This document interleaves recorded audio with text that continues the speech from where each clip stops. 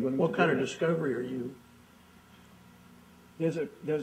I'm told that about 80% of the information that I'm looking for is in the hands of Wells Fargo, for instance, and the partners in the securitization chain. There's no way an outside individual can get access to that information.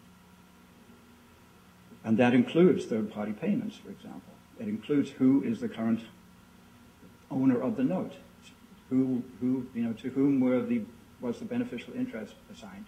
I know that it's Lehman Brothers in the one case, it is U.S. Bank in another case. There are documents on file at the county. Those I can go and find. What properties do those documents relate to? North Page Springs Road in Cornville. All beneficial interest was transferred to Lehman Brothers Bank on August 14th of 2008. That is right here. And are there any subsequent assignments from Lehman Brothers to anybody else? Again, that's... Well, no, according to you. The only thing that I've been able to discover through the forensic analysis is that Lehman Brothers bought this along with how many millions of others, and a lot of their properties or their notes were then transferred to Barclays. Transferred to Barclays Bank. And the trail appears cold at that point. Obviously, Lehman went into bankruptcy within 30 days of purchasing the note. How do we know? Or how can I discover that? Normally, I emphasize that word, when one acquires a beneficial interest in a note and mortgage, you record an assignment in the county recorder showing transfer from Wells Fargo to Lehman Brothers to Barclays to whomever. Correct. And my understanding is that this procedure was not followed. It was frequently simply not done.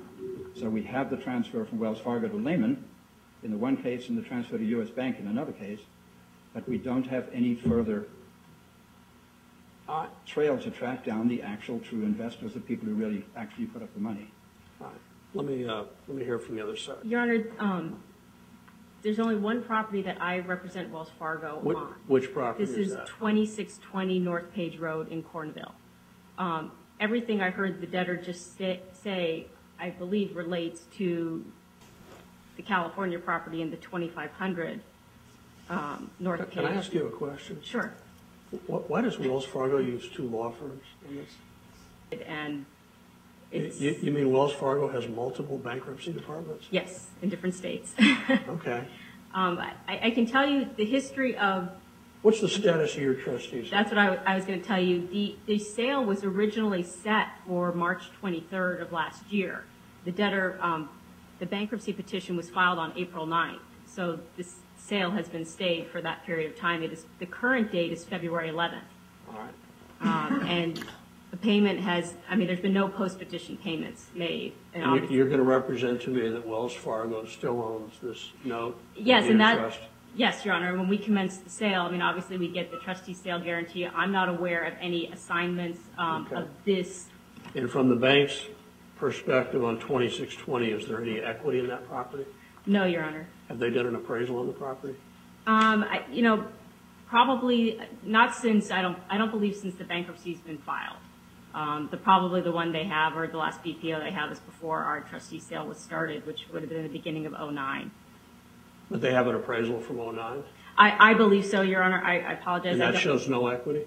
That's their belief, Your Honor, based on the principal amount was about $198,000. There's well over, I believe, $25,000 in accrued interest and fees, and when you add all that in, we don't believe that there's any equity left. Okay. Anything else on your part? I guess I was just a little confused when you were asking the debtor about when he would be ready for a preliminary hearing and the discovery he said he's seeking. Again, it's my understanding that what he's wanting is on these other loans, because I'm not aware that Wells Fargo has transferred or assigned this loan that's at issue here. Your understanding is they made the loan and they've held it. Yes. Owned it from inception. And that, we have, declaration from a representative of Wells Fargo that they're the holder and that they're owed this money and they haven't received the payments.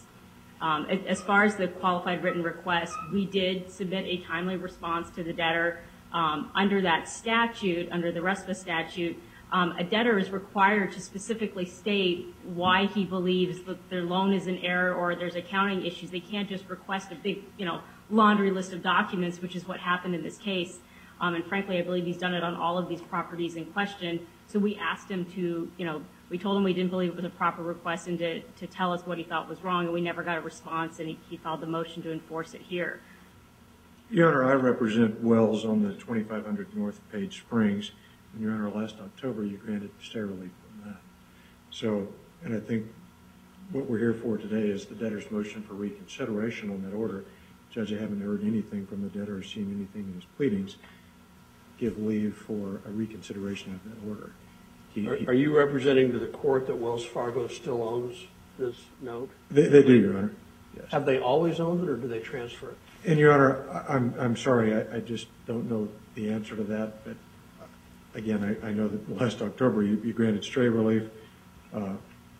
The debtor certainly made no payments, approaching 2 years now. And my memory is from that hearing, but I want you to confirm this if it's correct. The no payments made, which the debtor confirmed since Correct. that hearing. Is there any equity in either the Glendale property or the Cornville property? Your Honor, we don't believe there is. To your knowledge, is there a trustee sale pending on the 2500 property? Your Honor, I'm not sure because okay. I know on the California property there is, and he's represented that he believes it's today or tomorrow. And my notes are confused as to whether or not there's one for the 2500 North Page. Okay. Anything else from you, sir? All I can say is that I believe that my approach has merit. All of the research I've done, so that's opinion, I realize, but I believe that I am in a position with my experts who I have secured. How quickly can you get me an affidavit from your expert setting forth his explanation as to why Wells Fargo doesn't own the debts that it claims it owns? Lunchtime? I have it in hand. Well, I'm actually. Can you have it filed by Friday? Well, what I want you to do by Friday is, so I can read it and understand legally the assertions you're making, is to file your expert's affidavit, and if you want your affidavit showing the court why Wells Fargo no longer owns the debts, promissory notes, and the deeds of trust or lien documentation that relates to the 2520 and the 2500 and the 2620 property in Cornville and the property in Glendale, California. Right. The properties in Glendale, California and 2500 are, to me, pretty simple because there are documents on file. All right, well, I want to see whatever you've got. Do you contend that Wells doesn't own the 2620? This is the unknown one. This was the reason for the request for discovery, because as my understanding is that 90 to 95% of all of these notes were in fact securitized. If they were securitized, then this whole process happened. If it was not and remained in portfolio, I have no contest. Say that again. If the last part again. If Wells Fargo held this property in portfolio, never sold it, never transferred it, never securitized it, then I don't see where I can go. Okay. Okay. But I'm doing everything I can to determine whether that's in fact the case. If it is the case, so be it. Property is until February, so there's a number of weeks between here and there. So you file whatever you want on 2620, 2500, and the Glendale property on Friday. I will look at it. Mr. McDonald, on the court's motion, I don't want any trustee sale, and so I'm ordering that sale stayed on Glendale pending a further ruling by the court, so make sure you get hold of the trustee. I'll look at the stuff on Friday, and then I'll probably do one of two things. To be blunt, if I find it not credible, I'm going to deny the motion for rehearing and probably grant stay relief for Wells on the 2620 property. If it raises sufficient doubt in my mind, 20 property is right, February. So.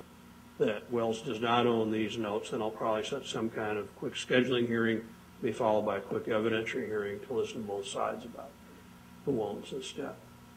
And Wells, on both of these motions, is free also by Friday to file their declaration showing that they were, if that's correct, the owners of the notes and deeds of trust. So I'll take the matter under advisement. I'll look at the materials on Friday, and I'll do my best to get a ruling on the docket sometime next week. Thank you, Your Honor. Anything further? No, Your Honor.